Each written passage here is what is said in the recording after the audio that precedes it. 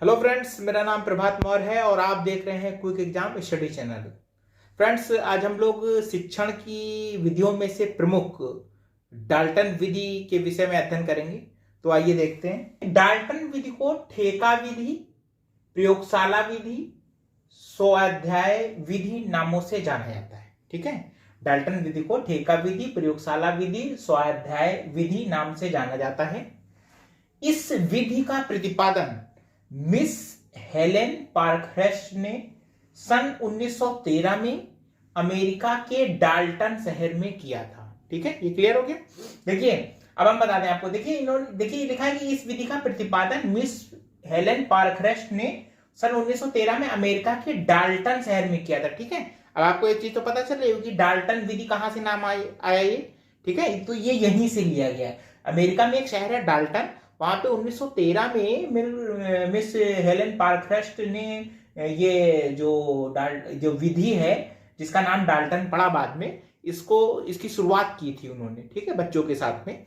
तो उसी शहर के नाम पे इसका नाम रख दिया गया डाल्टन विधि। ठीक है, अब अगला देखते हैं। देखिए, इसमें लिखा है कि ठेका विधि। ठेका विधि कैसे? इस विधि में ऐसा है कि बच्चों को जो पहले तो क्या करते हैं, पूरे वर्ष का जो पाठ्यक्रम होता है उसको 10 माह में डिवाइड कर लेते हैं, बांट लेते हैं 10 बराबर भागों में। इसलिए क्योंकि उनका मानना था कि 2 महीने की तो लगभग छुट्टियां हो जाती हैं। ठीक है, अब इन 10 माह के पाठ्यक्रम को एक एक माह के पाठ्यक्रम में बांट लेते हैं।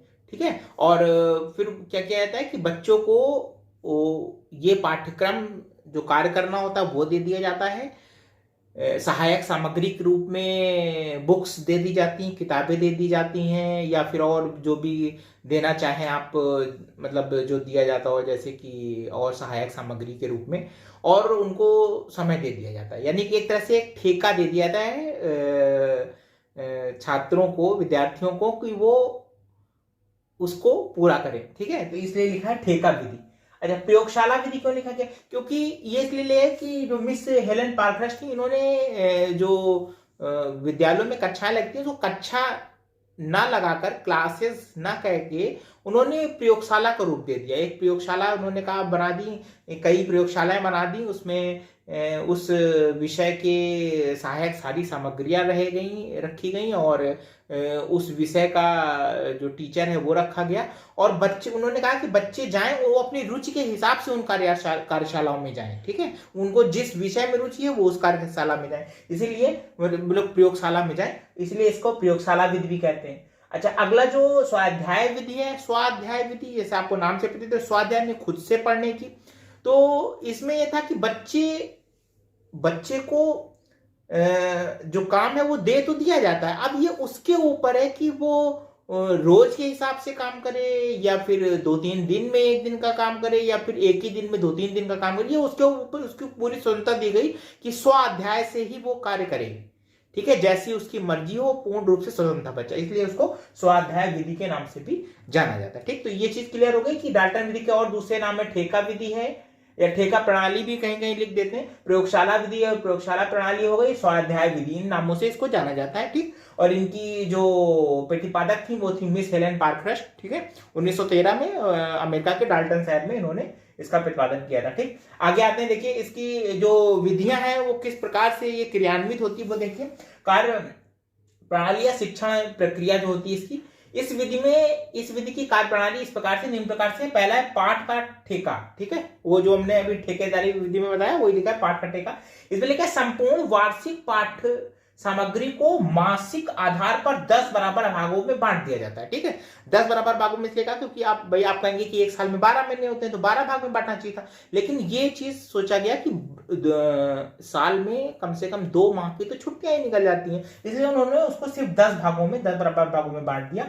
छात्र को दी गई अवधि में पाठ्यक्रम को पूरा करने का ठेका दे दिया जाता था। छात्र से को वो पाठ्य सामग्री आ गई उसके सामने, और उससे कहा गया कि आपको इतने दिनों, इतने समय में आपको ये पूरा करना है, एक प्रकार का ठेका दे दिया गया। इसीलिए इसको ठेकेदारी विधि भी कहते हैं, और पाठ का ठेका देना ये इसका पहला इसकी कार्यप्रणाली जो है, डाल्टन विधि की कार्यप्रणाली का पहला जो चरण है वो पाठ का ठेका है। इसमें संपूर्ण वार्षिक पाठ्यक्रम को सामग्री को मासिक आधार पर 10 बराबर भागों में बांट लिया जाता है और छात्र को दी गई अवधि में पाठ्यक्रम को पूरा करने का ठेका दे दिया जाता है। बस यही है, ठीक है। देखिए जो दूसरा है इसमें कि जो निर्धारित पाठ है, इसमें प्रदत्त कार्य या निर्दिष्ट पाठ, ठीक है। इसके अंतर्गत देखते हैं, इस विधि में माह के लिए विभाजित पाठ्य सामग्री को साप्ताहिक आधार पर पुनः 4 भागों में बांटा जाता है, ठीक है। एक सप्ताह के लिए निर्धारित कार्य को ही दत्त कार्य या निर्दिष्ट पाठ कहा जाता है। अभी मैंने इसके पहले आपको बताया था कि जो पाठ्यक्रम होता है उसको 10 माह के बराबर 10 बराबर भागों में बांट लिया जाता है, ठीक है, क्योंकि 2 माह की तो छुट्टियां हो जाती हैं। तो वो जो 10 माह जो 10 भागों में पाठ्यक्रम को बांटा जाता है, तो जो 1 माह के लिए जो पाठ्यक्रम होता है उसी पाठ्य सामग्री को बताया गया है कि उस 1 माह की पाठ्य सामग्री को फिर से एक सप्ताह के रूप में बांट लिया जाता है। लेकिन माह के लिए विभाजित पाठ्य सामग्री को साप्ताहिक यानी एक सप्ताह साप्ताहिक आधार पर पुनः 4 भागों में बांटा जाता है, ठीक है। उस माह की सामग्री को 4 भागों में फिर बांट लेते हैं। और ये जो एक सप्ताह के लिए निर्धारित कार्य होता है इसे ही दत्त कार्य या निर्दिष्ट पाठ कहा जाता है, ठीक। सिंपल सी चीज है। अगला ये तीसरा है इकाई या यूनिट। इस विधि में एक सप्ताह के लिए निर्धारित पाठ सामग्री को पुनः 5 भागों में विभाजित कर दैनिक पाठ योजना बनाई जाती है। एक दिन के लिए निर्धारित कार्य को ही इकाई या यूनिट कहा जाता है, ठीक। भाई सबसे पहले क्या था कि पूरे पाठ्यक्रम को 10 माह के 10 बराबर भागों में बांट लेते हैं, फिर 1 माह में जितना कार्य होता है उसको पुनः 4 साप्ताहिक भाग कर 4 भागों में बांट लेते हैं। अब जो एक सप्ताह का कार्य है उसको पुनः वो क्या करते हैं 5 भागों में बांट देते हैं, प्रतिदिन रोज के हिसाब से, पर डे, ठीक है, 5 भाग में बांट देते हैं। तो ये जो एक दिन के लिए जितनी उनको जो पाठ्य सामग्री होती है, जितना कार्य करना होता है उसको दैनिक पाठ योजना के अंतर्गत आता है और इसे इकाई या यूनिट कहा जाता है।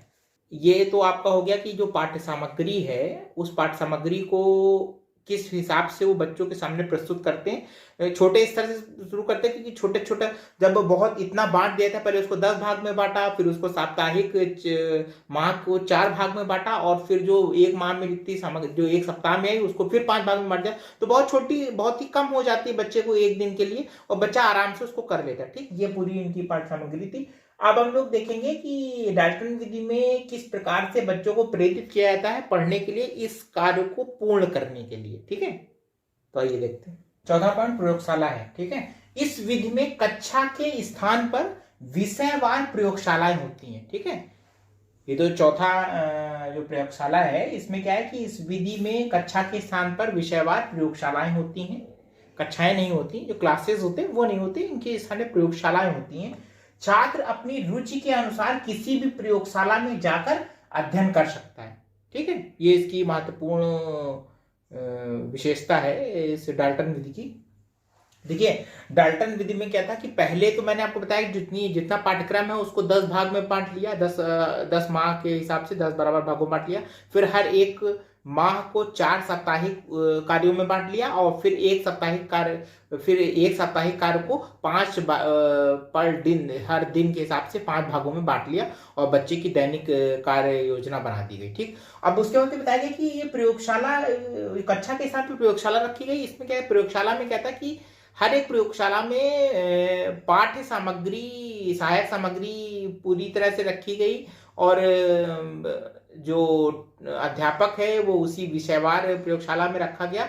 बच्चे का मन था वो अपनी रुचि के हिसाब से किसी भी प्रयोगशाला में जाए, उसके ऊपर कोई बंधन नहीं था या कोई बैंड नहीं था कि आपको इसी में जाना, ऐसा नहीं। वो अपनी रुचि के अनुसार अपने विषय को सिलेक्ट कर उस प्रयोगशाला में जा सकता था। आगे देखिए, इस विधि में छात्रों को यह स्वतंत्रता दी जाती थी कि वो अपनी इच्छा से सीखे, ठीक है। वो अपनी इच्छा से किसी भी प्रयोगशाला में जाए, अपनी इच्छा से जितना चाहे उतना सीखे, ठीक है। बच्चे को कार्य दे दिया जाता था, वो चाहे 2-3 दिन का काम एक ही दिन में कर ले या फिर 1 दिन का काम 1 दिन में करे या फिर 2 दिन का काम 4 दिन में करे, उससे कोई प्रॉब्लम नहीं। बच्चे के ऊपर है, बच्चे की इच्छा के अनुसार था, ठीक है।